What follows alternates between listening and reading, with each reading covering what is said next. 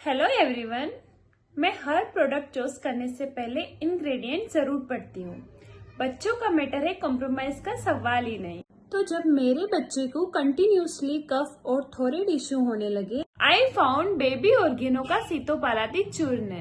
ये एक time tested Ayurvedic formulation है, स्पेशली फॉर किड्स। सीतोपालादी चूर्ण में है पिपली, त्वाक और शर्करा जैसे आयुर्वेदिक इंग्रेडिएंट्स। बस एक छोटी सी पिंच चूर्ण को इक्वल अमाउंट ऑफ हनी के साथ मिला के देना होता है मील्स के बाद। टेस्ट भी अच्छा है तो बच्चों को इजीली दे सकते हैं। सीतोपालादी चूर्ण से बच्चों के कोल्ड, कफ और थ्रोट पेन में इंस्टेंट रिलीफ मिलता है, इजी ब्रीथिंग में हेल्प करता है और बच्चों की इम्यूनिटी नेचुरली इम्प्रूव करता है। It is also FDCA approved and GMP certified. Smart parenting के लिए स्मार्ट चॉइसेस जरूरी है एंड बेबी ऑर्गेनो सीतोपालादी चूर्ण इज वन ऑफ माइन। आप इसे बेबी ऑर्गेनो की ऑफिशियल वेबसाइट या तो फ्लिपकार्ट, अमेजोन से भी इजीली ऑर्डर कर सकते हैं।